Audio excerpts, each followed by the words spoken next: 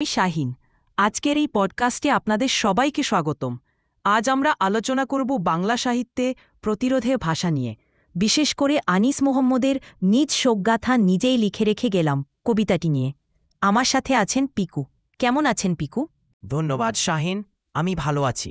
আজকের এই বিষয়টি নিয়ে আলোচনা করতে পেরে আমি খুবই উৎসাহিত। প্রতিরোধের কবিতা বাংলা সাহিত্যে একটি দীর্ঘ ঐতিহ্য বহন করে আসছে, বিশেষ করে যখন সমাজে অন্যায়, অবিচার এবং শোষণের বিরুদ্ধে কণ্ঠ তোলার প্রয়োজন হয়েছে। একদম ঠিক বলেছেন। আনিস মোহাম্মদের এই কবিতাটি প্রতিরোধের এক অসাধারণ উদাহরণ। কবিতাটির শুরুতেই আমরা দেখতে পাই একটি চমকপ্রদ লাইন, নিজ সমাধিতে বসে নিজ শোকগাথা নিজেই লিখে রেখে গেলাম। এখানে কবি নিজেকে মৃত হিসেবে কল্পনা করে নিজের শোকগাথা লিখছেন। এটা কি আপনার কাছে একটি শক্তিশালী প্রতীকী ব্যবহার বলে মনে হয় না? অবশ্যই, এটি একটি অত্যন্ত শক্তিশালী প্রতীকী ব্যবহার। কবি নিজেকে মৃত হিসেবে উপস্থাপন করে সমাজের বিভিন্ন স্তরে যে মৃত্যু, যে বিনাশ ঘটছে তার প্রতি আমাদের দৃষ্টি আকর্ষণ করেছেন। এখানে সমাধি শব্দটি শুধু শারীরিক মৃত্যু নয়, বরং সামাজিক, রাজনৈতিক এবং নৈতিক মৃত্যুর প্রতীক হিসেবে ব্যবহৃত হয়েছে। কবিতার পরবর্তী লাইনগুলিতে আমরা দেখি কবি কিভাবে বিভিন্ন সামাজিক শ্রেণী, পেশা এবং প্রতিষ্ঠানকে তার হত্যাকারী হিসেবে চিহ্নিত করেছেন। হ্যাঁ, কবিতাটিতে একটি পুনরাবৃত্তিমূলক কাঠামো আছে, যেখানে আমাকে হত্যা করেছে বাক্যাংশটি বারবার ব্যবহৃত হয়েছে। এই পুনরাবৃত্তি কবিতার প্রতিরোধী স্বরকে আরও শক্তিশালী করেছে। উদাহরণস্বরূপ, কবি লিখেছেন, আমাকে হত্যা করেছে সাদা অ্যাপ্রন পরা ডাক্তার, আমাকে হত্যা করেছে বেগুনি পাঞ্জাবি পরা বিজ্ঞানী, আমাকে হত্যা করেছে সবুজ শার্ট পরা স্থপতি, আমাকে হত্যা করেছে পিঙ্গল পোশাক পরা পূজারী। এখানে কবি সমাজের বিভিন্ন পেশাজীবী গোষ্ঠীকে তার হত্যাকারী হিসেবে চিহ্নিত করেছেন। আপনি কি মনে করেন এটি সমাজের সকল স্তরে বিদ্যমান ভণ্ডামি এবং দ্বিমুখিতার প্রতি একটি সমালোচনা? নিঃসন্দেহে কবি এখানে সমাজের সেসব অংশকে টার্গেট করেছেন যারা সমাজে সম্মানিত এবং শিক্ষিত হিসেবে পরিচিত, কিন্তু তারাও সমাজের অবক্ষয় অংশীদার। বিশেষ করে লক্ষণীয় যে কবি প্রতিটি পেশার সাথে একটি নির্দিষ্ট রঙের পোশাক উল্লেখ করেছে: সাদা, বেগুনি, সবুজ। পিঙ্গল, যা এই পেশাগুলির বাহিবিক পরিচয় এবং প্রতীকী মর্যাদার প্রতি ইঙ্গিত করে, কিন্তু এই বাহিবিক আবরণের পিছনে লুকিয়ে আছে একটি অন্ধকার সত্য। এছাড়াও পরবর্তী লাইনে কবি লিখেছেন, আমার হত্যাকারীর সারা গায়ে শুধু গিরগিটির রং, যা এই ভণ্ডামি এবং দ্বিমুখিতার চরম প্রকাশ। আপনি একটি গুরুত্বপূর্ণ বিষয় উল্লেখ করেছেন। এই গিরগিটির রঙের উল্লেখ আসলে পরিবর্তনশীল চরিত্র এবং অবস্থান পরিবর্তনের প্রতীক। কবিতাটিতে আরও একটি উল্লেখযোগ্য বিষয় হল, কবি শুধু সমাজের উচ্চবিত্ত বা শিক্ষিত শ্রেণীকে দোষারোপ করেননি, বরং সমাজের প্রায় সকল স্তরকে তার হত্যাকারী হিসেবে চিহ্নিত করেছেন। উদাহরণস্বরূপ, তিনি লিখেছেন, আমাকে হত্যা করেছে কালোবাজারি মজুদ্দার ব্যবসায়ী সিন্ডিকেট এবং আমাকে হত্যা করেছে ভূমিক্ষেকো দালাল দলদাসদের লড়াই। এটি কি সমাজের সার্বিক অবক্ষয়ের একটি চিত্র নয়? একদম ঠিক। কবি এখানে সমাজের সার্বিক অবক্ষয়ের একটি বিস্তৃত চিত্র তুলে ধরেছেন। তিনি শুধু রাজনৈতিক বা অর্থনৈতিক শোষণকেই নয়, বরং সামাজিক, সাংস্কৃতিক এবং নৈতিক অবক্ষয়কেও তুলে ধরেছেন। উদাহরণস্বরূপ তিনি লিখেছেন, আমাকে হত্যা করেছে শিল্পী, উপন্যাসিক, উপস্থাপক, পীর, দরবেশ সবাই, যা দেখায় যে সাংস্কৃতিক ও ধর্মীয় নেতৃত্ব এই অবক্ষয়ের অংশীদার। এছাড়াও আমাকে হত্যা করেছে সাংবাদিক, বিচারক, আইনজীবীদের সম্মিলিত সন্ত্রাস। এই লাইনটি দেখায় যে গণতন্ত্রের চতুর্থ স্তম্ভ এবং ন্যায়বিচারের রক্ষক হিসেবে পরিচিত এই পেশাগুলিও সমাজের অবক্ষয়ে ভূমিকা রাখছে। আমি মনে করি কবিতাটির আরেকটি উল্লেখযোগ্য দিক হল এর ঐতিহাসিক এবং সাংস্কৃতিক সন্দর্ভ। কবি লিখেছেন, আমাকে হত্যা করা হয়েছে কারবালার অন্তরে, আমাকে হত্যা করা হয়েছে পলাশির প্রান্তরে। এখানে কারবালা এবং পলাশি দুটি ঐতিহাসিক বিশ্বাসঘাতকতা এবং অন্যায়ের প্রতীক। কারবালা ইসলামিক ইতিহাসে ইমাম হোসেনের শাহাদাতের স্থান, যা অন্যায়ের বিরুদ্ধে প্রতিরোধের প্রতীক। আর পলাশি হল বাংলার ইতিহাসে বিশ্বাসঘাতকতার প্রতীক, যেখানে মির্জাফরের বিশ্বাসঘাতকতার কারণে বাংলা ব্রিটিশদের হাতে পরাজিত হয়েছিল। এই ঐতিহাসিক সন্দর্ভগুলি কবিতার প্রতিরোধী স্বরকে আরও গভীরতা দেয়। আপনি কি একমত? আমি সম্পূর্ণ একমত। এই ঐতিহাসিক সন্দর্ভগুলি কবিতার প্রতিরোধী স্বরকে একটি ঐতিহাসিক নিরন্তরতা প্রদান করে। কবি দেখাতে চেয়েছেন যে বর্তমান সমাজের অবক্ষয় এবং অন্যায় নতুন কিছু নয়, বরং এটি ইতিহাসের পুনরাবৃত্তি।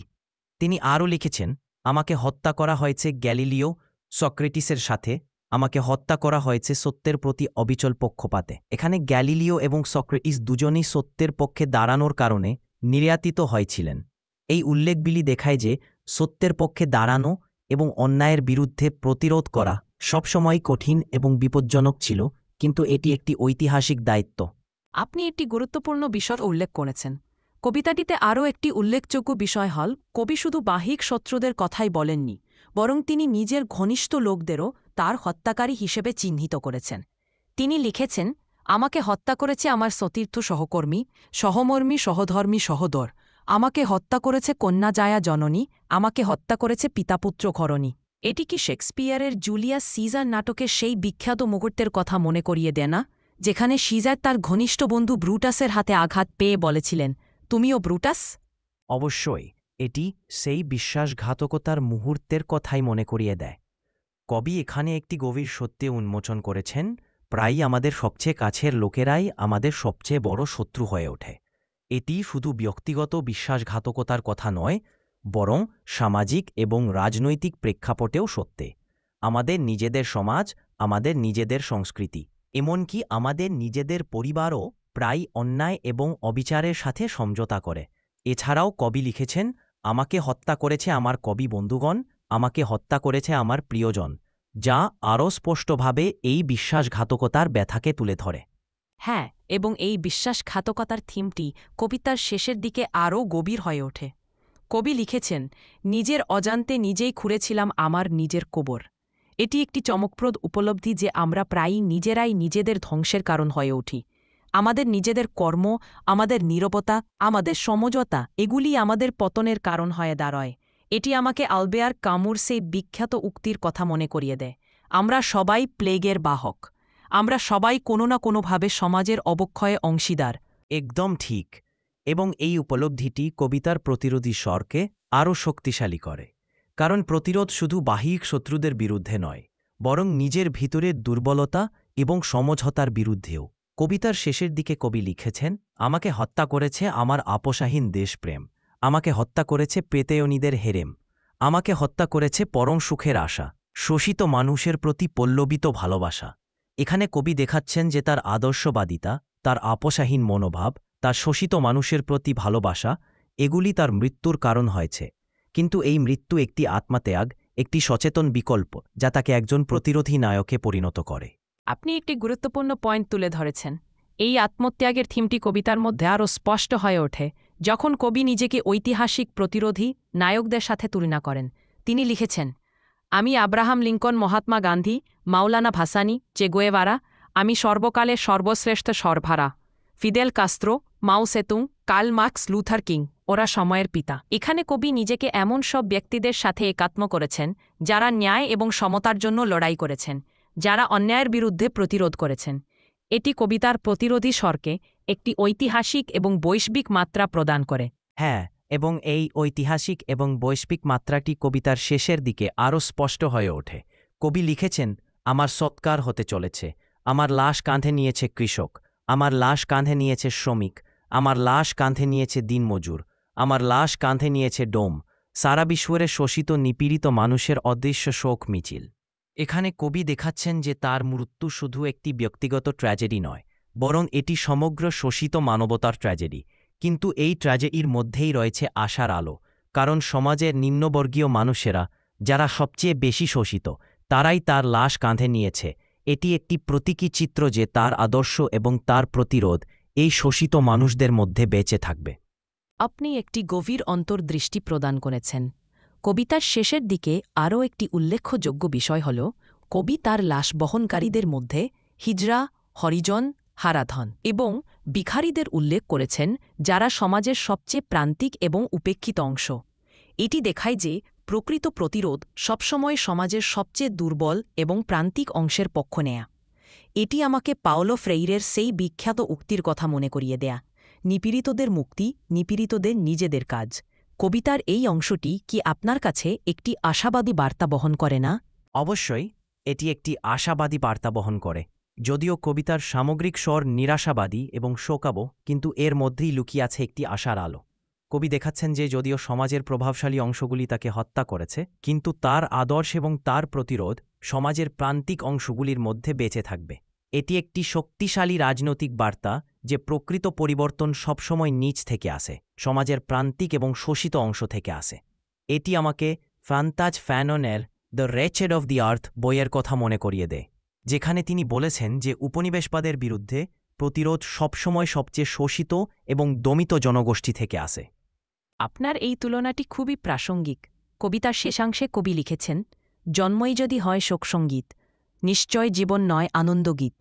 সাংখ্যের কারাতে কেটে গেলে পর পরিত্যক্ত পরে থাকে ত্রিশূলবিদ্ধ হৃদয়। এটাই পরম সত্যে সত্যের আরাধনায় অনির্বাণকে মেনে নিতে হয়। এখানে কবি একটি গভীর দার্শনিক প্রশ্ন তুলেছেন, যদি জীবনই দুঃখ এবং যন্ত্রণাপূর্ণ হয়, তাহলে আমরা কিভাবে এই জীবনকে অর্থপূর্ণ করে তুলব? তার উত্তর হল সত্যের আরাধনা এবং অনির্বাণকে মেনে নেওয়া, যা প্রতিরোধের একটি রূপ। এটি বুদ্ধের সেই শিক্ষার কথা মনে করিয়ে দেয় নাকি যে জীবন দুঃখময়, কিন্তু এই দুঃখ থেকে মুক্তির পথ আছে। একদম ঠিক। কবিতার এই অংশটি বৌদ্ধ দর্শনের সেই মৌলিক শিক্ষার কথাই মনে করিয়ে দেয় যে জীবন দুঃখময়, কিন্তু এই দুঃখ থেকে মুক্তির পথ আছে। কবির কাছে সেই মুক্তির পথ হল সত্যের আরাধনা এবং অনির্বাণকে মেনে নেওয়া, যা প্রতিরোধের একটি রূপ। অনির্বাণ শব্দটি এখানে বিশেষভাবে তাৎপর্যপূর্ণ, কারণ এটি নির্বাণের বিপরীত, অর্থাৎ মুক্তির পরিবর্তে সংগ্রামের পথ বেছে নেওয়া। কবি বলছেন যে যদিও জীবন দুঃখময়, কিন্তু আমাদের দায়িত্ব হল সেই দুঃখের বিরুদ্ধে প্রতিরোধ করা, অন্যায়ের বিরুদ্ধে লড়াই করা এবং সত্যের পক্ষে দাঁড়ানো, এমনকি যদি তা আমাদের মৃত্যুর দিকে নিয়ে যায়। আপনার এই ব্যাখ্যাটি খুবই গভীর। কবিতার শেষ লাইনগুলিতে কবি লিখেছেন, সময় সমুদ্রে ভেসে থাকা রক্তলাল রাজহাঁস নিজ সমাধিতে বসে তবু নিজ শোকগাথা নিজেই লিখে রেখে গেলাম। হে অয়ময়ে, তোমাকে সেলাম। এখানে অয়ময়ে শব্দটি বিশেষভাবে তাৎপর্যপূর্ণ, যা লৌহযুগ বা কলিযুগকে বোঝায়, অর্থাৎ অধর্ম এবং অন্যায়ের যুগ। কবি এই অন্যায়ের যুগকে সেলাম জানিয়ে কি একটি বিদ্রুপাত্মক স্বীকৃতি দিচ্ছেন না? জেন বলছেন, আমি জানি তুমি আমাকে হত্যা করেছ, কিন্তু আমি তবু আমার প্রতিরোধ জারি রাখব। আপনার এই ব্যাখ্যাটি খুবই সঠিক। কবি এখানে একটি বিদ্রুপাত্মক স্বীকৃতি দিচ্ছেন। অয়ময় বা লৌহযুগকে সেলাম জানানো হল এই স্বীকৃতি দেওয়া যে অন্যায় এবং অধর্ম এই যুগের বৈশিষ্ট্য, কিন্তু এর মধ্যেই প্রতিরোধের বীজ রোপণ করা হল কবির কাজ। চিত্রকল্পটি খুব শক্তিশালী, যা একই সাথে সৌন্দর্য এবং রক্তপাতের প্রতীক। এটি দেখায় যে প্রতিরোধ একই সাথে সুন্দর এবং রক্তাক্ত। এটি একটি সৌন্দর্যময় আদর্শ, কিন্তু এর জন্য রক্ত ঝরাতে হয়। কবিতার শেষ লাইনগুলি আমাদের মনে করিয়ে দেয় যে যদিও প্রতিরোধকারীরা প্রায়ই হত্যা হয়, কিন্তু তাদের আদর্শ এবং তাদের প্রতিরোধ বেঁচে থাকে। নিজ শোকগাথা নিজেই লিখে রেখে গেলাম, এই লাইনটি সেই অমরত্বের প্রতীক। আমি আপনার সাথে একমত। কবিতাটি শুরু হয়েছিল একটি শোকগাথা হিসেবে, কিন্তু শেষ হয়েছে একটি প্রতিরোধের ঘোষণা হিসেবে। এটি দেখায় যে প্রতিরোধের কবিতা শুধু অন্যায়ের বিরুদ্ধে প্রতিবাদ নয়, বরং এটি একটি নতুন ভবিষ্যতের স্বপ্ন দেখার এবং সেই স্বপ্নকে বাস্তবে রূপ দেওয়ার আহ্বান। আনিস মোহাম্মদের এই কবিতাটি বাংলা সাহিত্যে প্রতিরোধের এক অনন্য উদাহরণ, যা আমাদের মনে করিয়ে দেয়া যে সাহিত্য শুধু সৌন্দর্যের উপাসনা নয়, বরং এটি সামাজিক পরিবর্তনের একটি শক্তিশালী হাতিয়ার। একদম ঠিক। আনিস মোহাম্মদের এই কবিতাটি আমাদের মনে করিয়ে দেয় যে প্রতিরোধের সাহিত্য সবসময় প্রাসঙ্গিক এবং প্রয়োজনীয়।